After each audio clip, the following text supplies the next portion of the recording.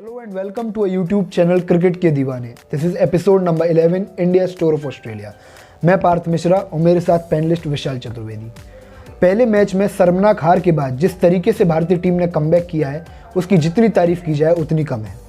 मैंने इस test match से पहले ही बोला था कि अगर चुनौतियाँ आपके ऊपर दबाव बनाती हैं तो चुनौतियाँ आपको हीरो बनने का मौका भी देती हैं, और अजिंक्य रहाणे हीरो बनकर सामने आए हैं। खिलाड़ी दो तरीके के होते हैं, एक चुनौतियों के आगे बिखरने वाले और एक चुनौतियों में निखरने वाले, और अजिंक्य रहाणे बिल्कुल निखर कर सामने आए। जैसे कहते हैं captain leading from the front, 100 मारा, और लीडिंग फ्रॉम द फ्रंट तब जब आपके पास विराट कोहली नहीं है, रोहित शर्मा नहीं है, ईशांत शर्मा नहीं है, और बीच मैच में उमेश यादव भी आपका साथ छोड़कर चले जाते हैं। उसके बाद भी बॉक्सिंग डे टेस्ट मैच में भारतीय टीम को जिताना काबिल तारीफ है। अजिंक्य रहाणे की जितनी तारीफ की जाए कम है। आप क्या कहेंगे भारतीय टीम के पहले मैच के परफॉर्मेंस के बारे में? देखिए पार्थ, आपने बिल्कुल सही कहा कि इंडिया ने जो 36 पे ऑल आउट होने के बाद ऐसा कमबैक किया है, ये मैं कह सकता हूँ कि बहुत ही कम लोगों को इसकी उम्मीद थी, ना के बराबर। बिल्कुल, क्यों वैसे ही ऑस्ट्रेलिया को ऑस्ट्रेलिया में हराना एक बहुत ही टफ टास्क है।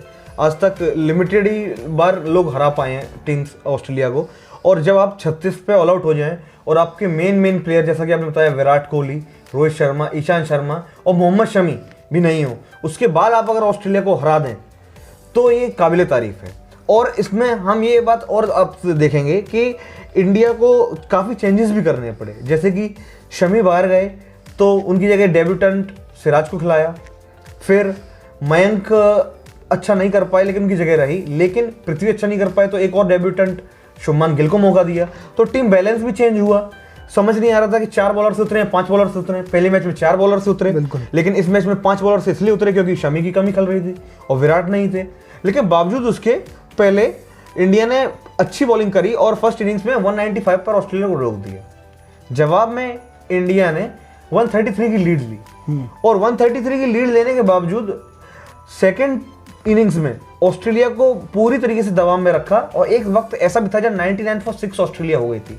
वो बात अलग है कि उनके टेलएंडर्स ने अच्छा परफॉर्म किया, उनके ऑलराउंडर ग्रीन ने भी अच्छा परफॉर्म किया, और 200 रन पे टीम सिमट गई। और उसके हिसाब से इंडिया को 70 रन का टारगेट मिला, जो कि इंडिया ने 2 विकेट गंवा के हासिल कर लिया आसानी से। अब मैं आपसे पार्थ ये पूछना चाहूंगा कि आपको डेब्यूटेंट सिराज और शुभमन गिल के बारे में, उनके परफॉर्मेंस के बारे में क्या आपने देखा, आपको क्या लगा, आप उसके बारे में बताएं। देखिए, मैं हमेशा चाहता था, मैं पहले मैच में भी चाहता था कि भारतीय की टीम से ओपनिंग शुभमन गिल करें, पर भारतीय टीम मैनेजमेंट पृथ्वी शॉ के साथ गया। देखिए, शुभमन गिल को मैं बहुत हाईली रेट करता हूँ, बहुत ही बेहतरीन बल्लेबाज हैं, और उन्होंने अभ्यास मैचेस में भी दिखा दिया था कि वो एक लंबी रेस के घोड़े हैं। और मैं ये भी समझता हूँ कि आप शुभमन गिल को देखेंगे वो इंडिया को लंबा रिप्रेजेंट करेंगे। पृथ्वी शॉ कई बार जल्दबाजी कर जाते हैं, लेकिन बहुत ही मैच्योर तरीके से बैटिंग अगर कोई करता है, युवा बल्लेबाज जो 3-4 अपना ग्रुप है ओपनिंग स्लॉट में ज़्यादातर दिखते हैं, ओपनिंग कर रहे हैं युवा बल्लेबाज, तो मुझे सबसे बेहतरीन लगते हैं शुभमन गिल। और जहाँ तक मोहम्मद सिराज की बात है, हमेशा से ही जब भी वो डोमेस्टिक खेले बेहतरीन, उन्होंने रेड बॉल स्पेशलिस्ट उन्हें कहा जाता है जब वो डोमेस्टिक खेलते हैं। हालांकि जब आपने देखा है सिराज IPL से RCB की तरफ से खेलते हैं तो इकोनॉमी उनकी थोड़ी एक्सपेंसिव हो जाते हैं वो, पर जहाँ तक मैं मानता हूँ हमेशा ही उन्होंने बेहतरीन परफॉर्मेंस किया रेड बॉल से और 5 विकेट लिए हैं। तो जितनी तारीफ की जाए सिराज की, क्योंकि बहुत मुश्किल होता है ऑस्ट्रेलिया की ज़मीन पर जाके इंडियन पेस बॉलर इतनी बेहतरीन बॉलिंग करे, बेहतरीन उन्होंने खेला। मैं आपसे ये जानना चाहूँगा इंडिया टीम क्या चेंजेस करेगी अगले मैच के लिए? मैं ये तो आपको जरूर बताऊंगा, लेकिन उससे पहले मैं एक ऐड करना चाहूंगा पॉइंट कि जो आपने शुभमन गिल के बारे में बोला बिल्कुल सही बोला, और मैं एक पॉइंट ये ऐड करना चाहूंगा कि जो अंडर 19 वर्ल्ड कप था जो इंडिया ने पृथ्वी शॉ की कप्तानी जीता था, शुभमन गिल उसमें मैन ऑफ द सीरीज थे। बिल्कुल। और जो यहाँ तक सिराज की बात है तो देखिए उनका जो हाई इकोनॉमी रहता है, तो आप वैसे ही देखिए कि T20 तो बॉलरों के लिए गेम है नहीं, प्लस वो RCB की टीम से खेलते हैं। RCB का जो होम ग्राउंड है चिन्नास्वामी, वो बहुत ही छोटा ग्राउंड है, तो वहाँ बॉल इजीली ट्रेवल करती है और रन ज्यादा ही पड़ते हैं। और उसके बावजूद हम देखेंगे कि दोनों ने बहुत ही इंप्रेस किया, खासकर सिराज ने, क्योंकि वो ऑस्ट्रेलिया में जाके 5 विकेट ले लेना डेब्यू मैच में कोई आसान काम नहीं। बिल्कुल। शुभमन गिल ने भी काफी अच्छा परफॉर्म किया है। जहां तक आपने पूछा है मुझसे चेंजेस के बारे में थर्ड मैच के लिए, तो देखिए 2 चेंजेस तो हमें नजर आ रहे हैं। जैसा कि एक, उमेश यादव इंजर्ड हो गए हैं, उनकी काफ मसल में प्रॉब्लम हो गई है और वो इंडिया वापस आ रहे हैं, तो उनकी जगह एक पेस बॉलर आएगा। और चांसेस ऐसे लग रहे हैं कि सैनी खेल सकते हैं, क्योंकि अभ्यास मैच में सैनी को ही मौका दिया गया था, लेकिन यू नेवर नो कि क्या पता टीम मैनेजमेंट नटराजन या फिर शार्दुल को खिला दे, क्योंकि उन्होंने रोक लिया था ODI सीरीज के बाद और T20 सीरीज के बाद। और बैटिंग में जहां तक बोले कि रोहित शर्मा वापस आ चुके हैं, और उनकी वापसी का मतलब ये है कि वो खेलेंगे, बिल्कुल पूरे चांसेस हैं।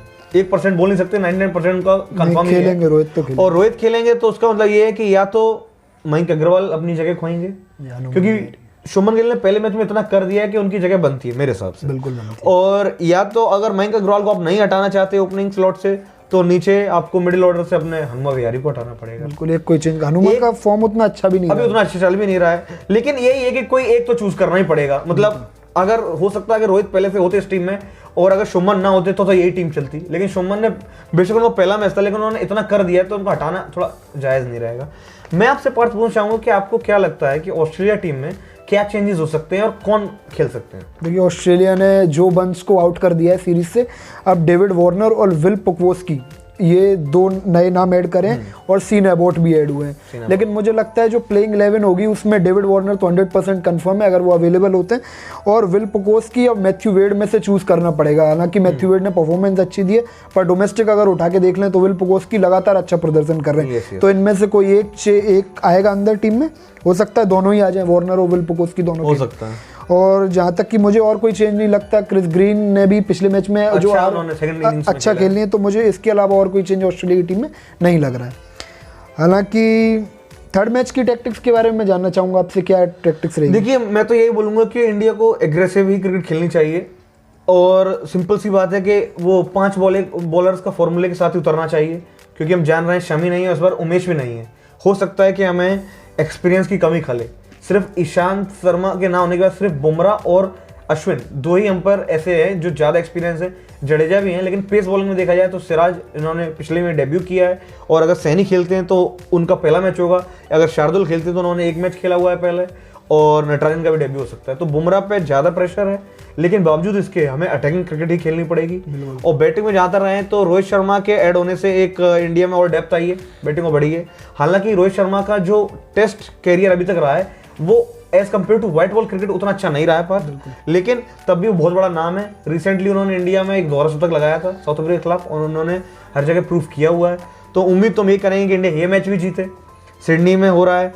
और रोहित शर्मा भी एक अटैकिंग कैप्टन है, तो मदद कर सकते हैं अजिंक्य रहाणे। बिल्कुल बिल्कुल। देखिए, आपने इस मैच में देखा होगा कि हर सीनियर प्लेयर ने विराट के एब्सेंस में रहाणे को और ज्यादा हेल्प किया। बिल्कुल, चाहे अश्विन हो, उन्होंने हेल्प किया, पुजारा ने हेल्प किया, फिर बॉलिंग में सिराज ने ये बोला भी है कि मुझे बुमराह ने कंटिन्यूस हेल्प किया। तो देखिए, ऐसा होता है कि जब एक मेन लीडर चला जाए तो बाकी के छोटे छोटे जो लीडर होते हैं वो ग्रूम होते हैं।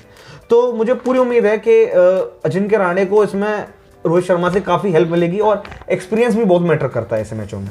और जहाँ तक रही ऑस्ट्रेलिया की बात, हो सकता है कि इस मैच में एससीजी में हो रहा है, जो कि स्मिथ का फेवरेट ग्राउंड में से एक है, वो हो सकता है कि फॉर्म अपनी वापस ले लें, क्योंकि हम सभी जानते हैं कि वो टेस्ट मैच के कितने बड़े प्लेयर हैं, और जो भी बड़ा प्लेयर होता है वो ज़्यादा टाइम तक के लिए फ्लॉप नहीं होता है। ऑस्ट्रेलिया को जरूरत भी है स्टीव स्मिथ के फॉर्म की, क्योंकि लगातार फ्लॉप हो रहे हैं। और जब वनडे सीरीज चल रही थी तो हम सोच रहे थे अगर यही फॉर्म कंटिन्यू रहा तो स्टीव स्मिथ बहुत ही अच्छा खेलेंगे टेस्ट में, बिल्कुल, पर निराश होंगे अपने आप से भी, जिस तरीके का प्रदर्शन उन्होंने बोला भी है अभी कुछ टाइम पहले रिसेंट इंटरव्यू में कि स्मिथ ने खुद ये कबूली है बात कि उन्होंने पहली बार किसी स्पिनर को, मतलब अश्विन के कॉन्टेक्स्ट में बोला कि उन्होंने डोमिनेट करने दिया है। बिल्कुल, वरना आज तक कभी ऐसा हुआ नहीं कि एक स्पिनर ने उन्हें इतनी बार इतनी कम टाइम में आउट कर लिया। बिल्कुल बिल्कुल। इस सीरीज में स्मिथ 3 बार आउट हो चुके हैं, जिसमें से 3 बार में से 2 बार अश्विन ने आउट कर चुके। बिल्कुल। तो देखा आपने कि हमने कि सेकंड टेस्ट मैच को डिस्कस किया, और थर्ड टेस्ट मैच के बारे में हमने आपको बताया कि क्या टैक्टिक्स होनी चाहिए इंडिया की तरफ से, क्या चेंजेस करने चाहिए ऑस्ट्रेलिया को, क्या ऑस्ट्रेलियन टैक्टिक्स होनी चाहिए। और हम क्रिकेट के दीवाने की टीम की तरफ से आपको न्यू ईयर विश करते हैं। हम कोशिश करेंगे कि आप ऐसे ही अपने घर में सुरक्षित रहें। We all hope to have a great new year for you. Thank you. Have a nice day.